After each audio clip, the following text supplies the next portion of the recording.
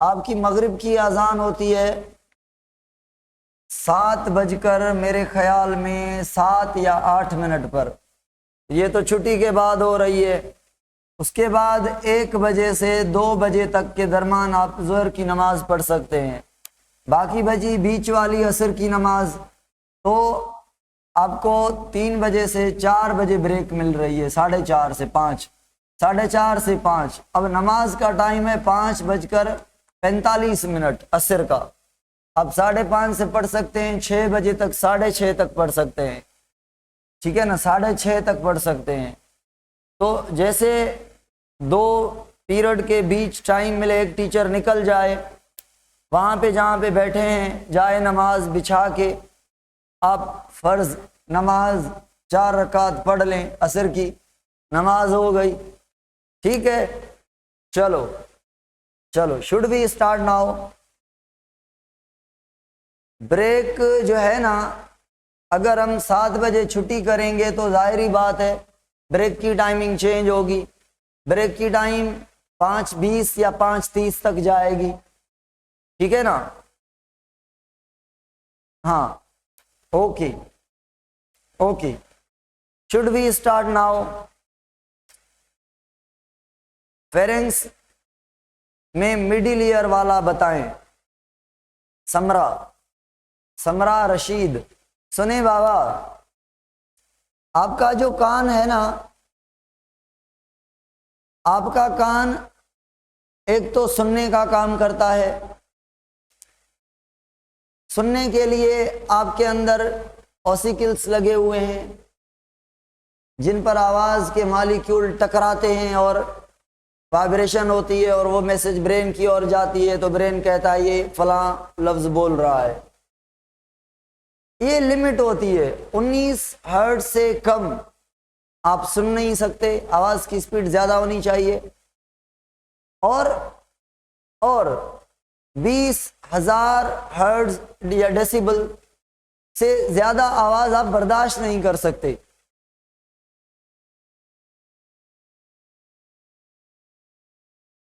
जी मूंखे खबर ही कान्हे, मां क्लासन में हुयुमि वरी वरी मलियो।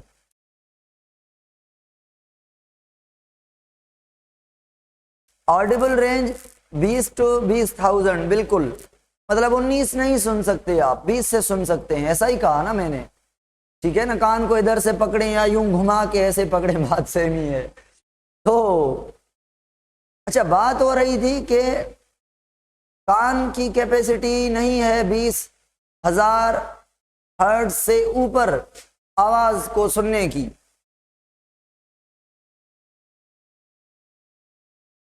क्यों, क्या होता है?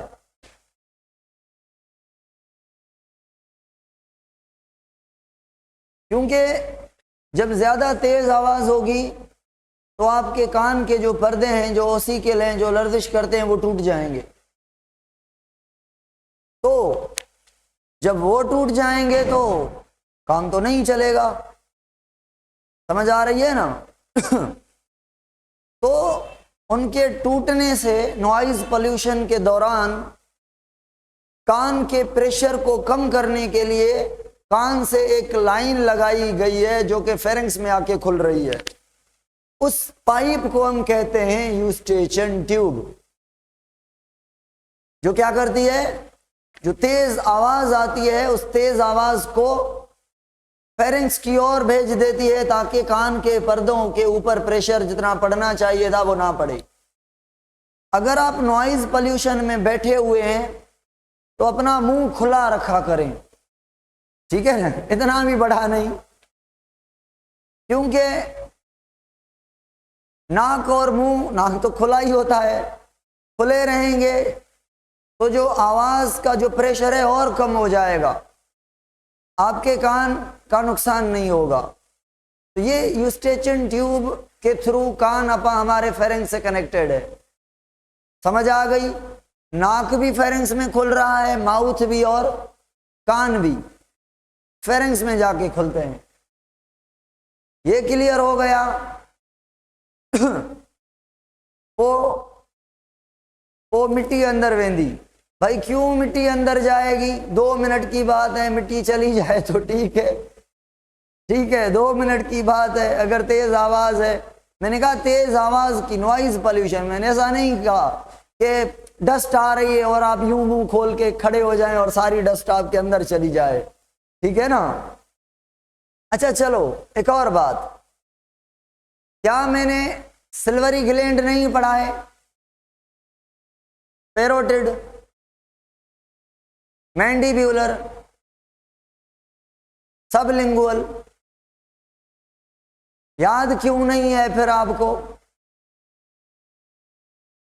चलो शुड वी स्टार्ट आगे जहां पे हमने छोड़ा था। टेल मी द आखिरी पॉइंट जहां पे हमने छोड़ा था कल वाला टॉपिक। लार्जेस्ट पैरोटिड है, स्टमक के सेल पे आपने छोड़ा था, वेरी गुड। एग्जैक्ट पॉइंट बताई, ऐसे पूछता हूं एग्जैक्ट पॉइंट बताया करें, ठीक है। चलो वेरी गुड। भाई हमने कहा था कि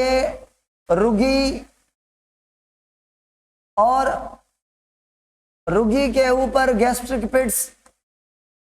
गैस्ट्रिक पिट जो थी उसके अंदर सेल थे, और उन सेल में से कुछ सेल आर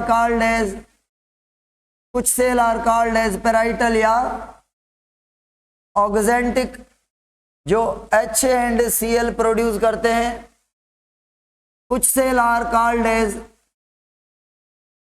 गोबलेट, कुछ cell are called as goblet which produce mucus, कुछ cell are called as chief cell.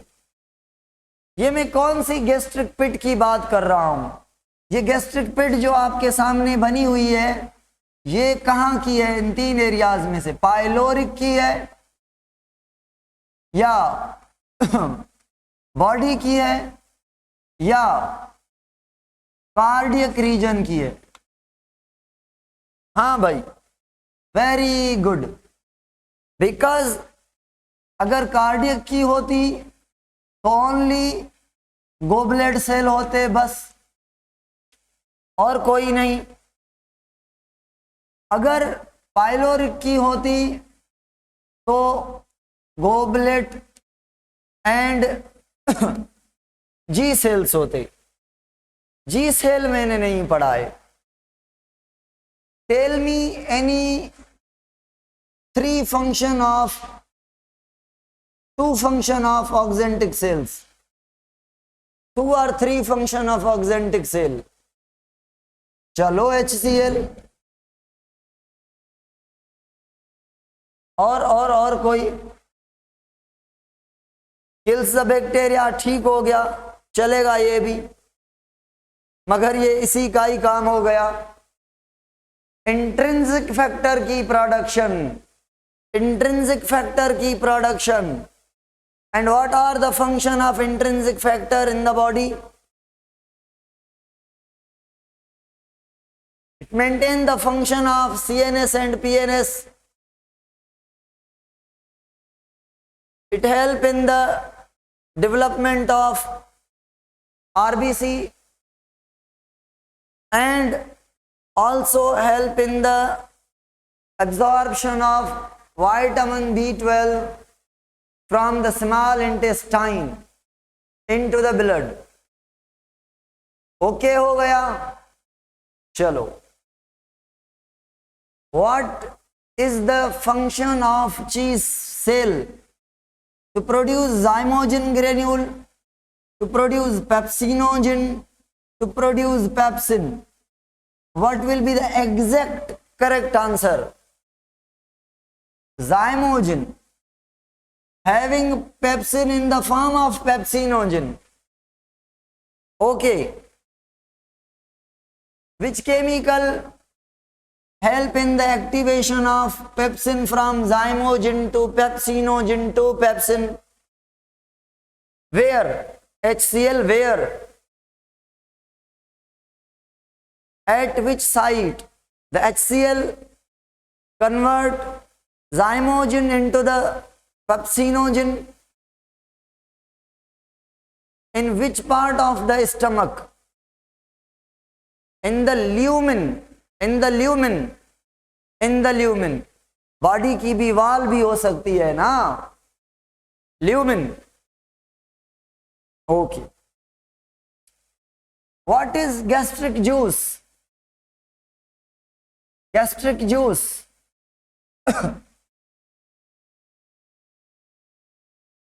Gastric juice is the fluid produced by the gastric pits, produced by the mucosa, which have mucus that produce from the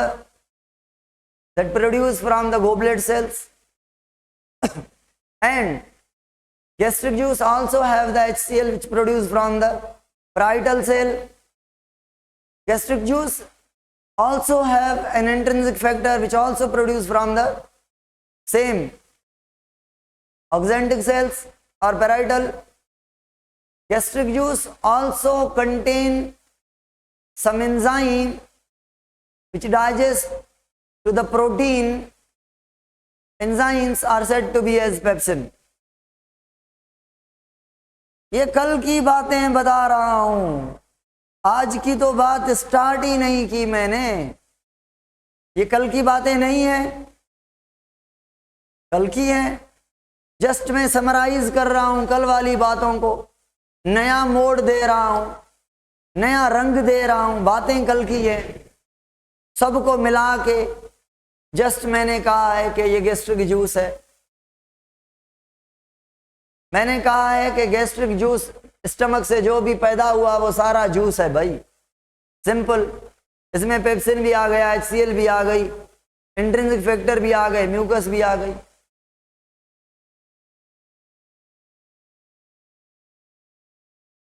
रचना कह रही है pepsinogen को pepsin में कैसे convert करेंगे। हाँ भाई, है कोई ये आंसर देने वाला? HCl पेप्सिनोजिन को क्या करेगी, क्या करेगी? पेप्टाइड चेन उसके मुंह में पड़ी है, एक्टिव साइड में, उसको तोड़ फोड़ देगी। चलो, असदुल्ला सवाल पूछ रहा है कि क्या स्टमक से लिपेज पैदा होता है? आंसर इज यस, बट हम कहेंगे नो। समझ आ रही है? आंसर इज यस, रियलिटी में यस, बाकी फॉरेन जो बुक है उनके अकॉर्डिंग यस, मगर हमारे सिंध, केपी के, पंजाब, फेडरल सारे जो टेक्स्ट हैं वो कहते हैं लिपिड की डाइजेशन स्टार्ट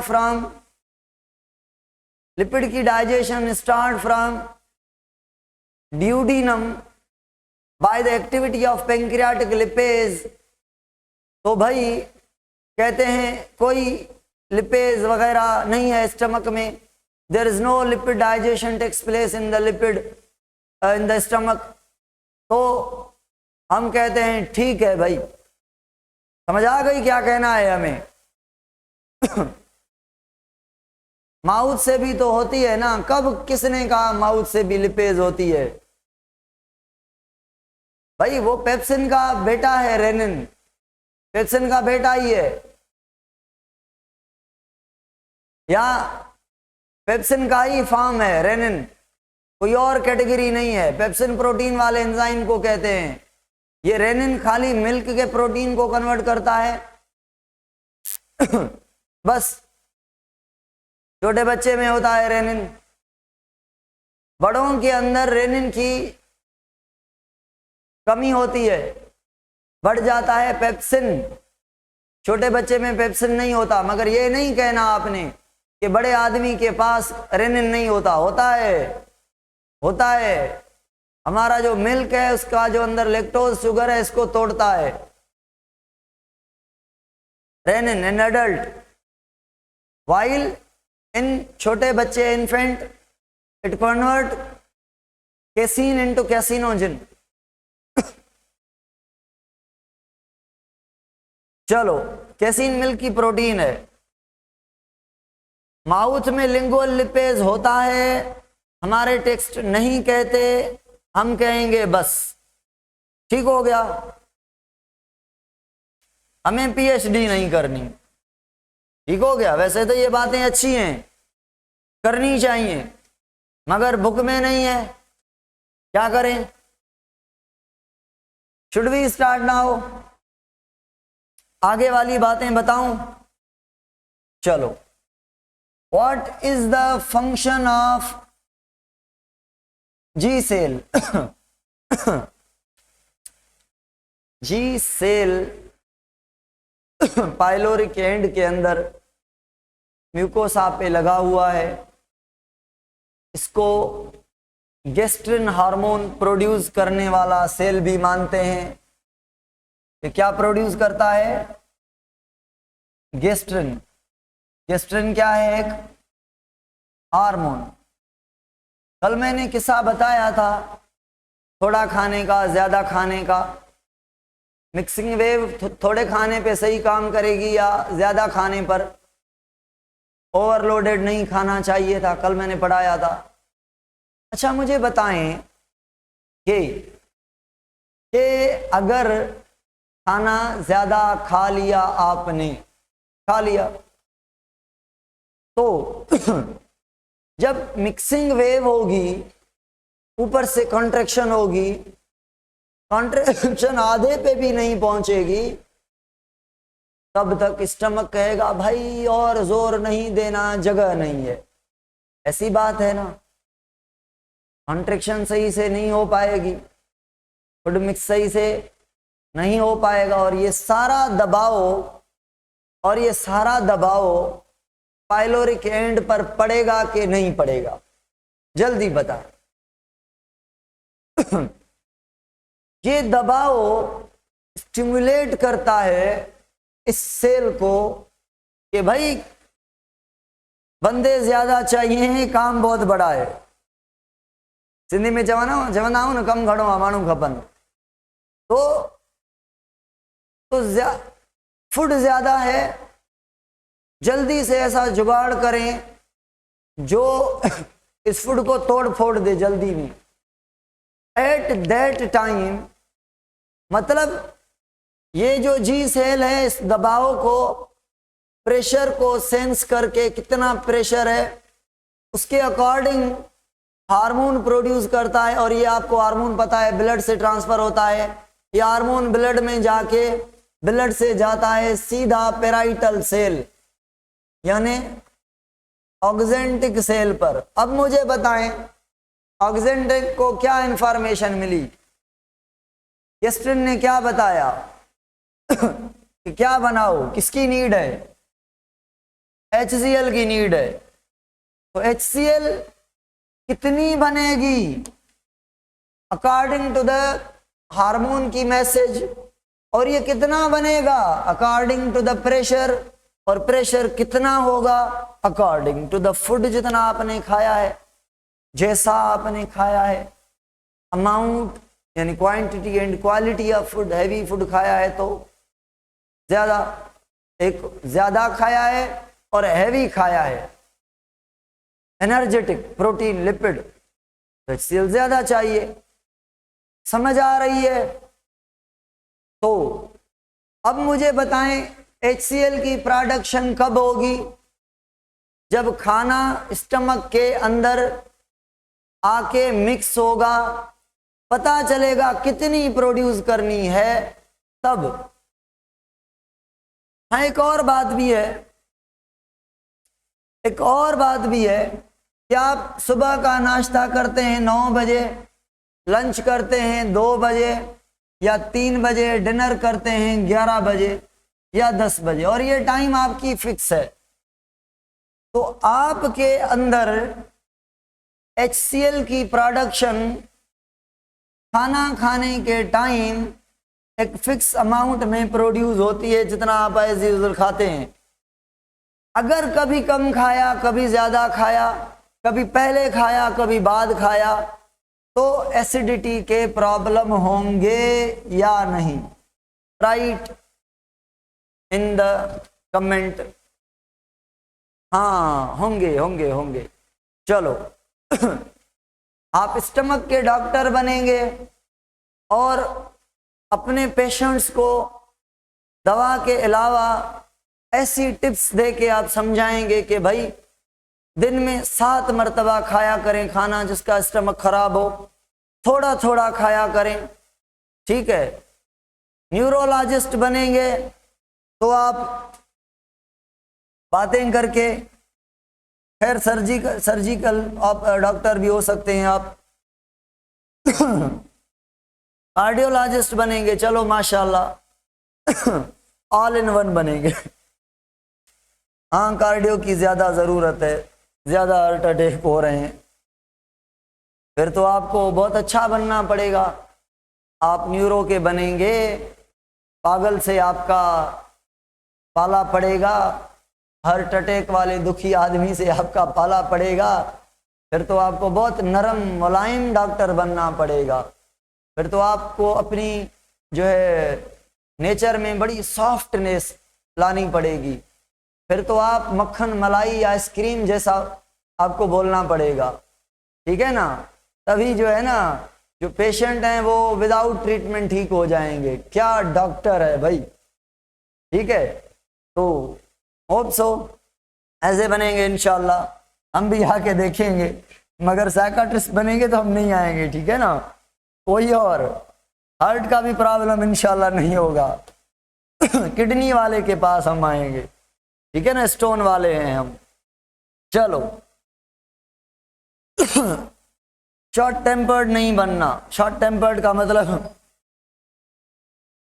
चलो माशाल्लाह हमारी दुआएं आपके साथ हैं। चलो भाई सुने, हाँ तो स्टमक का कॉन्सेप्ट हो गया पूरा, स्टमक हो गया पूरा। अब स्टमक के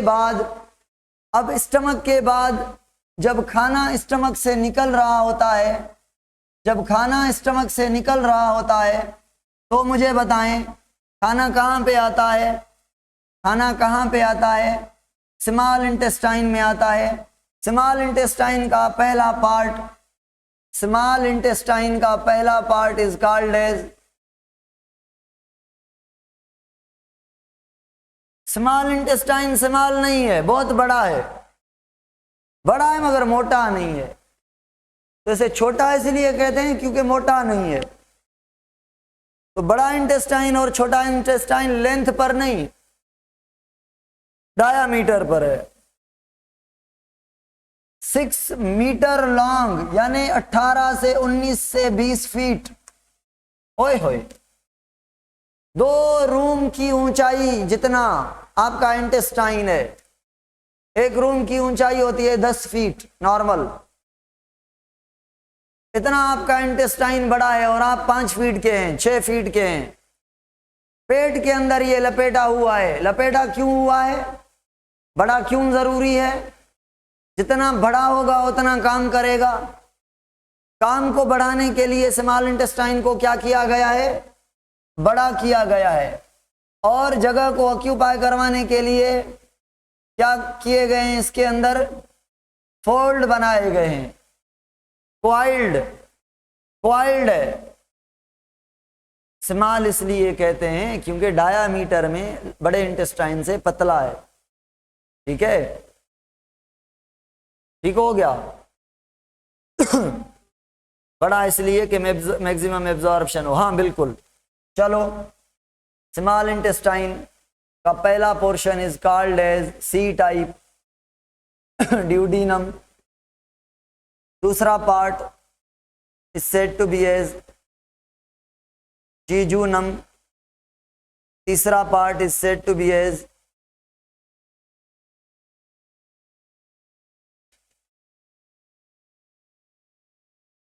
इलियम, ठीक है। 3 पार्ट हैं और ये पहला पार्ट सी टाइप ड्यूडीनम बनाया है हमने। अब अगर मैं कहूँ ये खाना जो है, ये जो खाना है ये वाला स्टमक से निकल के इधर आ रहा है, तो मुझे बताएं इस खाने को क्या कहेंगे। पहले तो राइट द नेम ऑफ खाना that enter into the stomach from the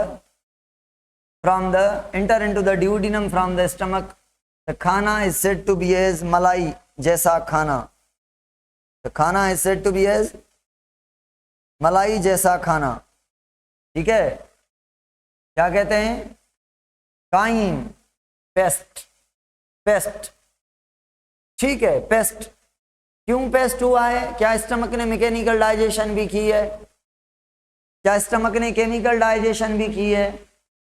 अगर केमिकल डाइजेशन की है तो कौन सी दो चीजों से की है? नंबर 1 एंजाइम से, नंबर 2 HCl से. HCl डायरेक्टली भी खाने को तोड़ती है. रिएक्शन विदाउट एंजाइम भी होते हैं, ठीक है ना, एंजाइम भी तोड़ते हैं. चलो, अगर मैं कहूं प्रोटीन की डाइजेशन किसने की है तो आप कहेंगे पेप्सिन ने. क्या मैं कहूं प्रोटीन को पॉलीपेप्टाइड चेन में कन्वर्ट किया है? पेप्सिन ने. वेरी रेयरली शॉर्ट चेन में, अदरवाइज प्रोटीन को पॉलीपेप्टाइड चेन में.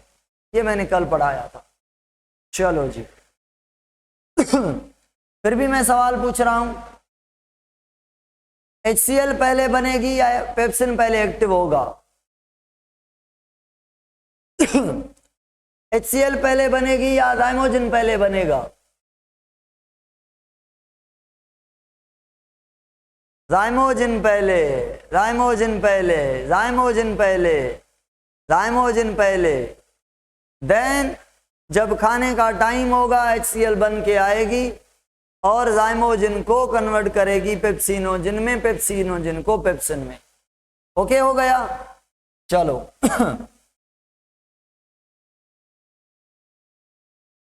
वेरी गुड, ऐसा ही है. Zymogen then pepsinogen then HCl then pepsinogen then pepsin. Very very good, goodest. Chyme, तो काइम एसिडिक है या बेसिक है भाई? काइम एसिडिक है. तो इस एसिडिक फूड ने आके जला के रखा है ड्यूडीनम वॉल को. एसिडिक फूड ने ड्यूडीनम की वॉल को परेशान किया है, स्टिमुलेट किया है. तो ड्यूडीनम की वॉल ने प्रोड्यूस किया है, ड्यूडीनम की वॉल ने प्रोड्यूस किया है एक हार्मोन, दूसरा हार्मोन, तीसरा एंजाइम. एक हार्मोन जिसका नाम है कोल सिस्टोकाइनिन. दूसरा हार्मोन है सीक्रेटिन. और तीसरा एंजाइम है, तीसरा एंजाइम है, क्या नाम है एंजाइम का? इंटेरोकाइनेज. तीन चीजें प्रोड्यूस की हैं ड्यूडीनम की वॉल ने. कब? जब उसके अंदर फूड आया है कौन सा? एसिडिक. पहली चीज कोलिसिस्टोकाइनिन ड्यूडीनम से प्रोड्यूस होके जा रही है.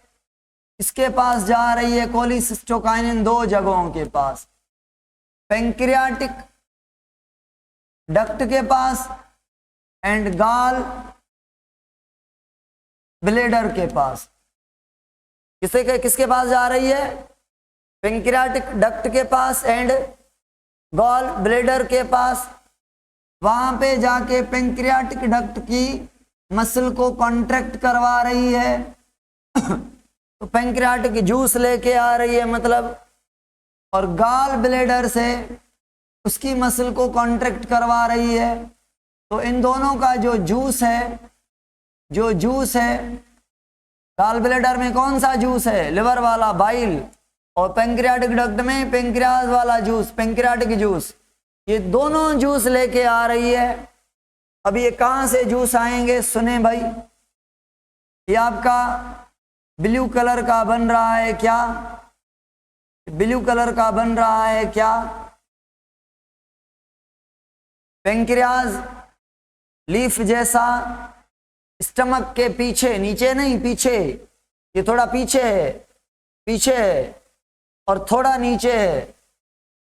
ये एंड और भी ऊपर है, मतलब स्टमक के पीछे है.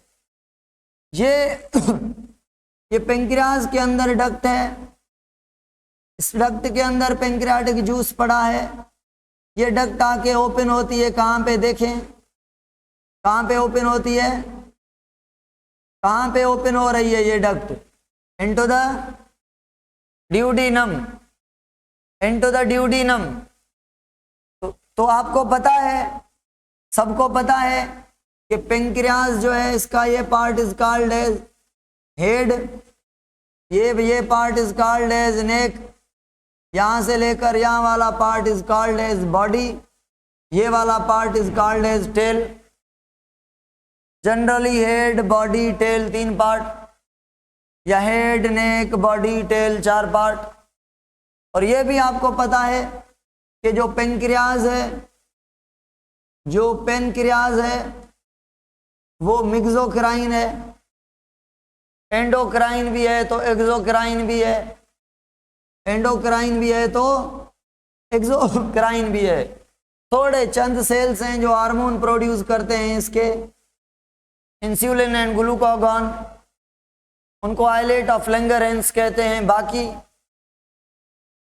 95-98% जो सेल्स हैं वो एक्सोक्राइन सेल्स हैं। उन एक्सोक्राइन सेल्स को क्या कहते हैं, एसिनार सेल। और ये एसिनार सेल जूस प्रोड्यूस करते हैं जिसका नाम क्या है, जूस का नाम क्या है, पेंक्रियाटिक जूस।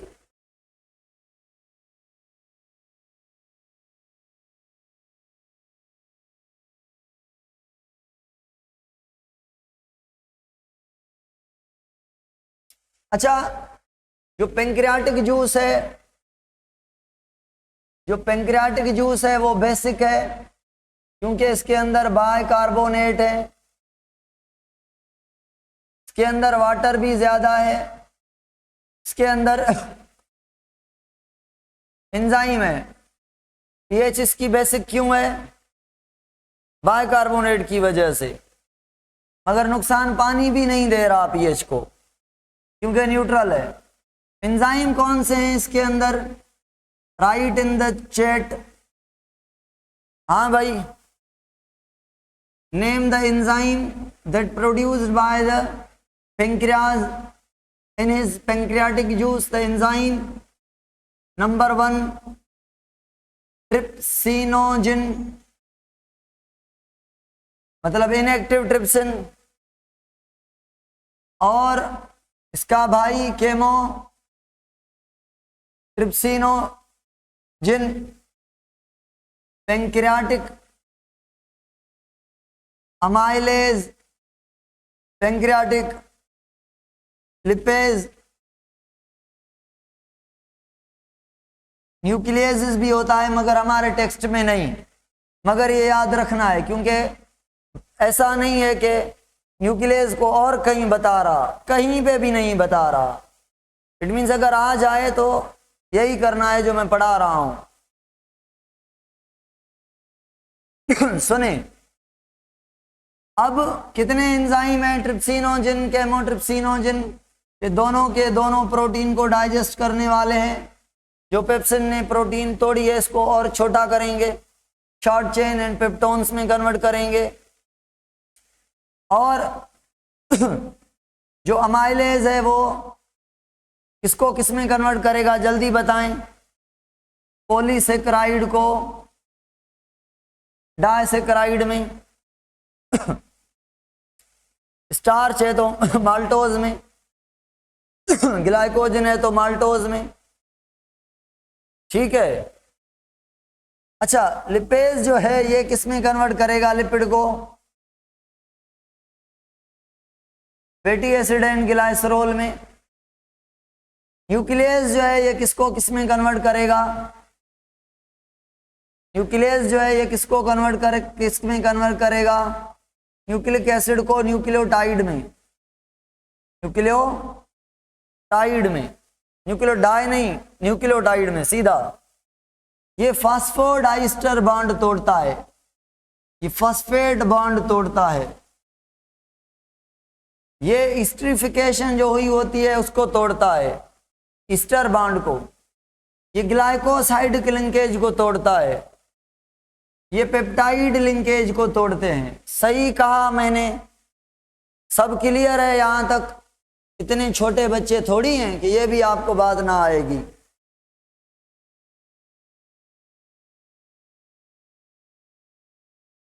अच्छा, 100%, वेरी गुड, 200% क्लियर भाई। चलो अब बात ये है कि ये तो इनएक्टिव है, कैसे काम करेगा? ये तो इनएक्टिव है, कैसे काम करेगा? ये काम करेगा, काम ये भी नहीं करेगा। लिपेज क्यों नहीं काम करेगा? Right in the comment section. Lipase है तो एक्टिव, मगर मगर मगर मगर तो आप बताएं ना।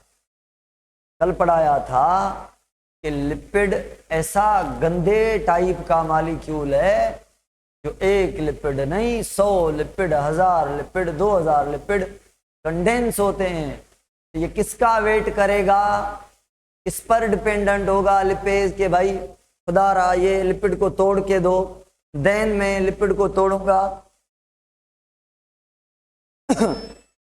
बाइल के साल्ट के ऊपर डिपेंड करेगा, बाइल पर, लिवर के बाइल पर, कि भाई आओ मेहरबानी करो, ठीक है। तो सबसे पहले कौन काम करेगा? ये वाला एंड ये वाला। ये भी डिपेंडेंट होता है, ये भी डिपेंडेंट होता है स्टमक के, सॉरी नहीं ये डिपेंडेंट नहीं होता, ये डिपेंडेंट होता है और भी, एक बाइल पर, एक और स्टमक वाले लिपेज पर। मगर हमने कहा स्टमक में होता ही नहीं, तो वो हम बात ही नहीं कर रहे। समझ आ रही है? बस ये बाइल पर डिपेंडेंट है। चलो भाई वापस चलते हैं। बताएं ये तेज लाल कलर का आर्गन ये कौन सा है? ये कौन सा आर्गन है? ये वाला, 2 लोब में बांटा हुआ है। लिवर, लिवर कहां पे प्रेजेंट है? बॉडी के चेस्ट में नहीं भाई, बॉडी के एब्डोमेन में लेफ्ट साइड नहीं भाई, बॉडी के एब्डोमेन में राइट साइड, राइट किडनी के ऊपर, इसीलिए राइट किडनी थोड़ी नीचे हो गई है। राइट लोब इज बड़ा वाला लोब, लेफ्ट लोब इज छोटा वाला लोब। चलो, below the diaphragm, just below the diaphragm, at the right, at the top of the abdomen, not at the center, at the right side.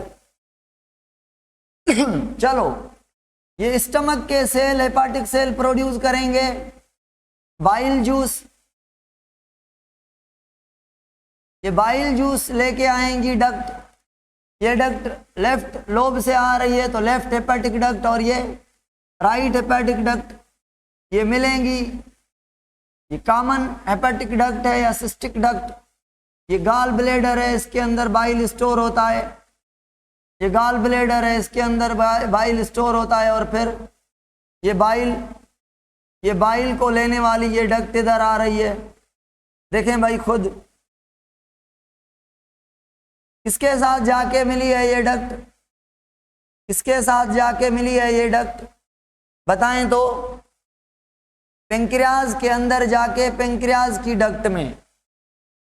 तो केमोट्रिप्सिन की बात की हमने, केमोट्रिप्सिन पेंक्रियाज पे गया, यहां से पेंक्रियाटिक जूस को लेकर आया और ये गाल ब्लेडर के पास गया, गाल ब्लेडर का जूस लेकर आया। दोनों जूस मिलके ओपन हुए इनटू द ड्यूडिनम। अब ये डक्ट जो है, ये वाली, इसको कहते हैं पेंक्रियाटिक डक्ट, और ये वाली डक्ट को कहते हैं बाइल डक्ट। ये कौन सी डक्ट है? पेंक्रियाटिक है या बाइल है या दोनों का कॉम्बिनेशन है?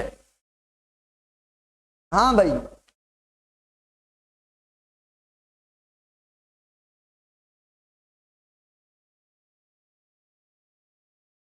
दोनों का कॉम्बिनेशन है। दोनों का कॉम्बिनेशन है, इसको कहते हैं हिपेटो पेंक्रियाटिक डक्ट। अब सुधा, मैं आ रहा हूं केमोट्रिप्सिन पर, अभी जूस को तो पहुंचने दें, ठीक है। देखें भाई, ये जूस पहुंच गया कहां पे, ड्यूडिनम में।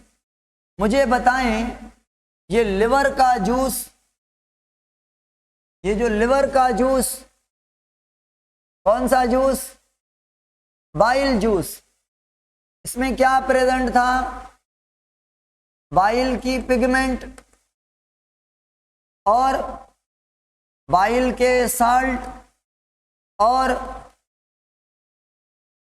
आयंस, और is there any enzyme, no. अच्छा, कौन से आयन साल्ट कौन से हैं, कौन से तीन थे, याद करें, sodium glycolate, sodium taurocholate, sodium bicarbonate, कल भी पढ़ाया था। पिगमेंट कौन सी हैं, बिल्यूरुबिन, बिलीवर्डिन। बिलीवर्डिन जो है वो ग्रीन है, बिल्यूरुबिन ब्राउनिश कलर की है, ब्राउनिश येलो है, यानी आप इसको ब्राउनिश येलो या रेड मान सकते हैं। सुने सुने, ये कौन सी है, बिलीवर्डिन ग्रीन, और वो वाली कौन सी है, ये वाली, ये ब्राउन। तो भाई बिल्यूरुबिन रेड, जिसमें वर्डिन आ रहा है, वर्डिन वो ग्रीन है, Rubin red, Rubin red. Lecture record हो रहा है। अभी मैं सवाल पूछूं सवाल, बताएंगे आप? चलो जी बताएं, देखते हैं। सवाल मेरा ये है कि क्या लिवर आरबीसी को तोड़ता है? हाँ, आपका आंसर हाँ। तो आरबीसी को तोड़ता है तो उससे हेमोग्लोबिन मिलते हैं, यस। हेमोग्लोबिन को तोड़े तो हीम पार्ट आयरन मिलेगा और ग्लोब्यूलिन पार्ट प्रोटीन मिलेगा। प्रोटीन को तोड़ेगा तो अमीनो एसिड मिलेंगे। हीम को तोड़ेगा तो बिलीरुबिन और बिलीवर्डिन पिगमेंट मिलते हैं। तो बिलीरुबिन और बिलीवर्डिन आर दी बाइल की pigment produce from the breakdown of RBC. मोटी बात है, ब्रेकडाउन ऑफ हेमोग्लोबिन और सही बात है, breakdown of haem part of the haemoglobin और अच्छी बात है, ताकत वाली बात है। तो इसकी वजह से बाइल की जो पीएच है वो बेसिक है। इसकी वजह से बाइल का जो कलर है वो येलो है। टोटल बाइल का कलर क्या है? सारे का येलो, मगर एक पिगमेंट ब्राउन है, एक पिगमेंट ग्रीन है, ब्राउनिश येलो, रेड और ये येलो, सॉरी ये ग्रीन मिलाएंगे तो येलो बनेगा। ओवरऑल कलर येलो है। जहरीली है, कड़वी है, बेसिक है ना, सीधे कड़वी है, खट्टी नहीं है, कड़वी है बाइल, कोई एंजाइम नहीं है। अब ये आके पहुंची है कहां पे? ड्यूडिनम के साथ, फूड के साथ। तो फूड और बाइल जूस मिल गए, पेंक्रियाटिक जूस भी मिल गया। अब मुझे बताएं, ये सारे मिल गए, अब मुझे बताएं फूड एसिडिक रहा आफ्टर जूस के आने से? फूड एसिडिक रहा, क्या बन गया फूड? जूस के आने से एसिडिक फूड कन्वर्ट इनटू आय है बेसिक। अब रोएगा, अब ड्यूडिनम रोएगा नहीं, अब चुप रहेगा, मगर खतरा तो हो गया ना। अब ड्यूडिनम दूसरे एंजाइम को, हार्मोन को भेजेगा, अब ड्यूडिनम दूसरे हार्मोन को भेजेगा। ये हार्मोन जाएगा पेंक्रियाज के सेल्स पर, एसिनार पर, और लिवर के सेल्स यानी हेपाटिक सेल पर जाएगा और ये पेंक्रियाज के सेल एसिनार को कहेगा कि भाई क्या प्रोड्यूस करो, कौन सा जूस प्रोड्यूस करो, pancreatic juice, bicarbonate ion, water, bicarbonate ion और वाटर प्रोड्यूस करो, बुक में लिखा हुआ है। इसका मतलब है पेंक्रियाटिक जूस पैदा करो और उसको कहां पे रखो, पेंक्रियाटिक डक्ट पे रखो भर के, क्योंकि जो पहले भर के रखा था आपने वो हम ले गए, दोबारा भी रखो, दोबारा भी फूड एसिडिक आएगा, हम लेने आएंगे। कौन कह रहा है, सिक्रेटिन कह रहा है कि मेरा छोटा भाई लेने आएगा। कौन सा छोटा भाई है सिक्रेटिन का, कोलिसिस्टोकाइनिन। जब जूस की जरूरत पड़ती है तो रिलीज करवाने कौन जाता है और नया जूस बनवाने कौन जाता है, जल्दी कमेंट में बताएं। इन दोनों में से नया जूस कौन सीक्रेट करवा रहा है और पुराना कौन सीक्रेट यानी रिलीज करवा रहा है। आपके बुक में इसके ऊपर भी सीक्रेट लिखा हुआ है, इसके ऊपर भी सीक्रेट लिखा हुआ है। ये प्रोड्यूस करवा रिलीज करवाता है और ये नया प्रोड्यूस यानी नया सीक्रेट करवाता है। सीक्रेटिन सीक्रेट करवाता है, सीक्रेटिन सीक्रेट करवाता है, वो सीक्रेशन जनरल टर्म है। रिलीज करने को भी सीक्रेशन कह सकते हैं, मगर वहां पे ये लिखा हुआ है कि गाल ब्लेडर सीक्रेट करता है जूस, गाल ब्लेडर अपना प्रोड्यूस करेगा क्या, समझ जाए ना। तो कोलिसिस्टोकाइनिन में सीक्रेशन का मतलब है रिलीज करना। समझ आ रही है, नहीं आ रही समझ, लकीर के फकीर ना बने। चलो जी, शुक्र है आ गई समझ। तो भाई फूड बन गया बेसिक। अब मुझे बताएं एंजाइम कौन सा था ड्यूडिनम का, इंटेरोकाइनेज। अभी ये इंटेरोकाइनेज क्या करेगा बताऊं, अभी आपका इंटेरोकाइनेज कन्वर्ट करेगा ट्रिप्सिनोजिन को ट्रिप्सिन में और ट्रिप्सिन केमोट्रिप्सिनोजिन को केमोट्रिप्सिन में, ठीक है। और बाइल साल्ट जो है वो इसको फूड बना के देंगे छोटा छोटा और डाइजेशन होगी ड्यूडिनम में स्टार्ट। सबसे पहले ये काम करेगा और ये करेगा, देन ये और ये करेगा, लास्ट में ये करेगा। ऐसा क्यों है ये लास्ट में क्यों, क्योंकि ट्रिप्सिन एक्टिवेट हो तो इसको करे ना। समझ आ रही है, समझ आ रही है ना। इंटेरोकाइनेज ट्रिप्सिनोजन को ट्रिप्सिन में, फिर ट्रिप्सिन केमोट्रिप्सिनोजन को केमोट्रिप्सिन में, ठीक है।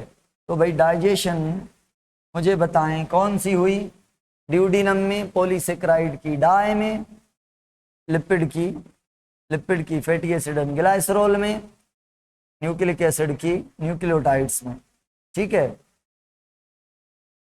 समझ आ गई, duodenum clear, pancreas clear, liver clear. मगर लिवर के कुछ काम रहते हैं जो कि हम कल पढ़ेंगे, आज इतना काफ़ी है।